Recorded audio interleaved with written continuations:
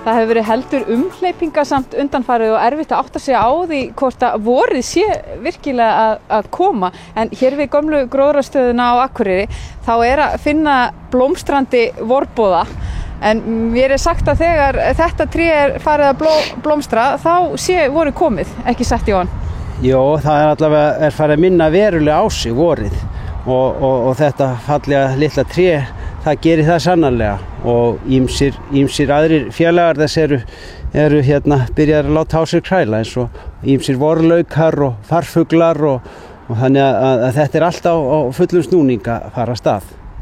En þetta fallega tré það ber sérstakt nafn og það sem sagt blómstrar áður en það laufgast. Já, það eru alltaf trjám sem hefur þá eiginleika og þetta kallast töfratré og sennilega fyrir það að mönnum finnst þetta mjög töfrandi að sjá þetta. Það náttúran frekar grá og blaut og óyndisleg en svo kemur þessi fallegi litir svona eldsnemma á vorin.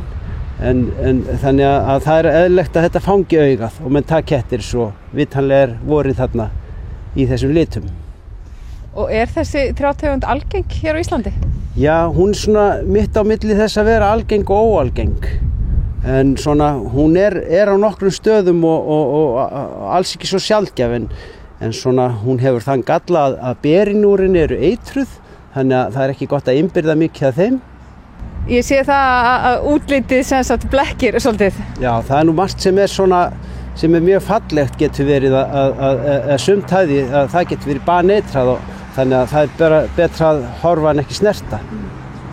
En nú eru margir garðeigendur orðnir óþreyjufullir eftir vorinu og það svolítið erfitt fyrir þá að halda sér höndum. Eitthvað sem að má byrja að gera núna eða á maður bara að vera alveg rólegur fram í maí? Það er að gera að fara að byrja að skoða vexummerkin eftir veturinn og greinar eru víða brotnar og við erum búin að lenda í ýmsum vindum og veðrum í vetur og snjór og eitt og annað getur brotið og bælt gróðurinn og þannig að þegar þetta fer að líta dagsins ljós aftur þá að gera að fara að snyrta, taka stór tré og laga þau til og runnana sína líka en öll hreinsun ætti nú að bíða þangað til að fer að batna enn frekar vegna þess að allar gróðurleifar þær hlífa jörðinni. Hvað á maður eiginlega að bíða lengi með það? Ég meina það koma svona dagar sem að sólin skín og það bara eins og vorið sé komið. Já, það svona fram í maí eitthvað svoleiðis sem að óhætt að bíða með það. En það að ýmsu að taka. Ef menn eru með garða þá geta þær farið eins og ég segi, farið í trén, runnana og svona tekið það grófasta. Minnstakosti byrja á því sem dautt og niður brotið og komið í burtu. Hvernig finnst þér annars gróðurinn vera að koma undan veturinn? Mér sýnist það nú bara koma alveg þokkalega undan. Þetta nú svona alls ekkit feiknarlega mikil brot á trjám og gróðri.